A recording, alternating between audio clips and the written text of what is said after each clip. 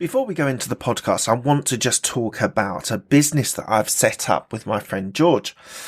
It is called the Podcast Introduction Group. So if you want to join and be able to be featured on 24 to 48 podcasts to be able to reach an amazing audience, this is the place you need to go to. Podcast, being a guest on podcasts, is automatically establishing you as an authority and is able to build your personal and professional brand. We handpick of a bank of podcasters that we have to be able to grow your business and brand. We do 100% of everything that needs to be done by my team. You do not need to lift a finger. You are able to expose yourself to new and relevant markets by going on other people's podcasts. You also are able to create brand loyalty. People will love listening to you and coming back to your products or services, and it's able to increase your revenue. So if you want to be able to get involved, you can sign up quickly, registered with an account manager. There's an onboarding call where we target the podcasts that you want to be on, the type that you want, whether it's entrepreneurship, business, health, fitness, whatever it is. We then match you to those podcasts and you can start your journey. We have regular catch-ups with our account managers, and Google ranks you when people search for you. So when people are searching for you, you're able to see your podcasts at the top of the list. So if you are interested in being a podcast guest on multiple podcasts, we are the place to go.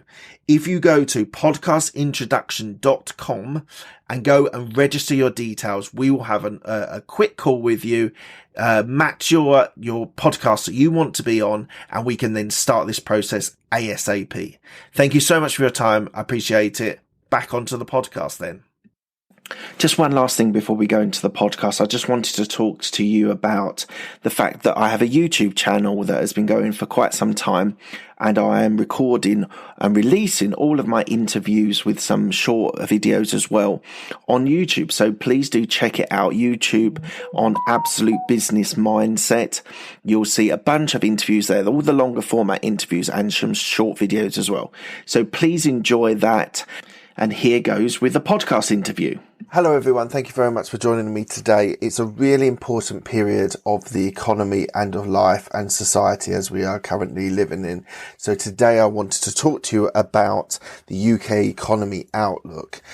So this is something that PwC has produced, and I really thought it was really important that I share some of these thoughts and ideas. Now these are changing all the time, really quickly.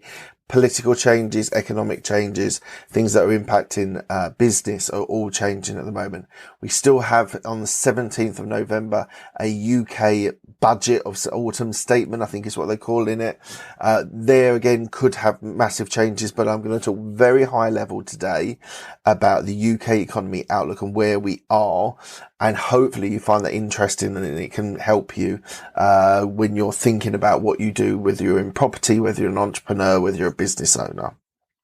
So just so we're aware, just as a sort of baseline, the UK economy shrank in June 2022 by 0.6%. And the UK economic outlook stood at 0.9%. Just above the pandemic times in February 2020. So you can see that where we are at the moment is massively impacting the economy. If we're at the same levels of where we were with the pandemic, this is going to be a massive problem. Also the growth outlook, which is important as well. 2023 is minus 1.3% and 2024 is minus 0.3%. So we're seeing here that the growth outlook is not great for the economy. Now what we find is, you may or may not be aware that recessions often last between 12 and 14 months. So we are going to have a pretty tough 2023. It looks that way for everyone that's looking at the economy and seeing where we are with it. So I do think that's something that we do need to be mindful of. The thing is, it's not going to last forever. If you're investing in property or in stocks, it could be a really, really, really good time to be able to invest in those things, because property prices will go down, shares price will go down. That may be the time to double in, have cash reserves, and then invest them into the stock exchange or property. Property is a great vehicle for owning and owning assets and being able to build your growth, your net worth up as well. So in my opinion, although we're not technically in a recession, we are in a recession. I think that's where we are. And I think although it might not have hit the actual definition of a recession, the fact that inflation, rising costs, are hitting people at the moment, I think we can say with some certainty that we are in a recession. Inflation could hit the same rates as the highest that's ever been in 1980 of 17% in early 2023. That is massive. That's going to be a massive impact on people's lives and the economy. So we do need to just be mindful when we're thinking about planning that, in my view, then we all need to have a certain element of cash in the bank. I know that sort of cash is trash is very popular and always it has been for the last few years, but I do think cash reserves are really important to be able to pay employees' wages, be able, if something goes wrong, you lose a client, or the company goes down, you need to be able to have that cash behind you to do that. So I've got 10 things here that we're going to talk about how we may be able to stimulate and encourage growth in the UK market. Number one, embrace the benefits of the digital age. Now, we are embracing the digital age, but I think using AI, blockchain, and being able to really embrace it is where PwC are coming from in this point. Number two, boosting business investment for sustainable growth. So we need to be able to build that and look long term and not just look a very short term idea of growth and how we're going to do that for the economy. Number three, improve the performance of poorly performing firms. So we need to be able to get those companies turned around and being effective, productive, and profitable. Number four, reducing the economic inactivity rate. So we need to be able to just be able to stimulate the economy and get people working. That would be an amazing start. Five, boosting healthcare investment. So there is a lot of people that are at certain age, and being able to have that right investment for healthcare, I think is going to be really, really super important.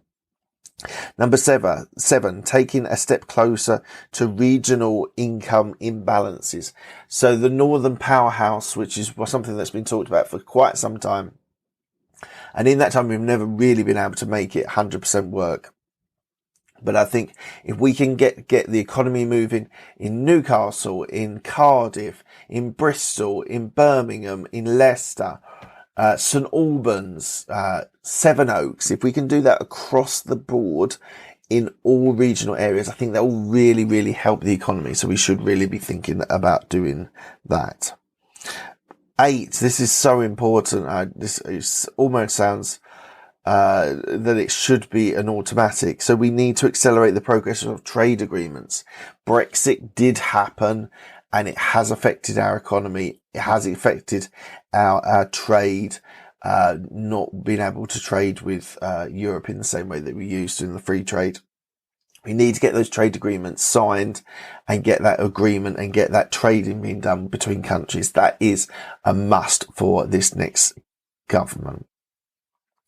9, being able to resolve some of the issues with supply chain. That is a bit of a Brexit issue. That's also an issue. Ukraine has impacted that, but we really do need to shore up those supply chains so that we can get what we need, whether it's building materials, whether it's food, whether it's oil, whatever it is. We really need to shore up the supply chains to make sure that we are funding through, with the trade agreements, funding through the right stuff that we need to be able to be a functioning, highly functioning country. And number 10, accelerating the net zero progress for a more sustainable future. I think it really is that important that we do think about the sustainable future that we all should be looking to do for our children, our children's children, our children's children. So we do need to think about the net zero and getting that to the right point. That will also stimulate the economy, because we will be looking at things in the green economy, and that will be amazing to be able to grow that area of the economy, which is growing, but definitely I'm a bit concerned with Rishi Sunak's outlook on green credentials at the moment. Now, that is nothing, I've just mentioned about politics there. This is nothing to do with politics. Each government brings in different rules, different ways of doing things.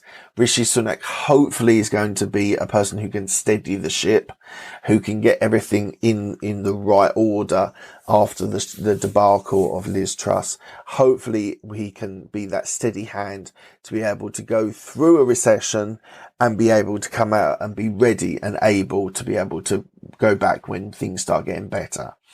So politics is important. Economics is important. Businesses are important. Entrepreneurs are really important as well. So you guys need to be out there building, growing, scaling to be able to be successful and grow your business. There were just some thoughts that I had after reading an outlook in PwC. I wanted to feed them back to you. If you've got any comments, if you think there's anything that I've missed, please do leave them in the comments below, and I really appreciate it. Thanks a lot.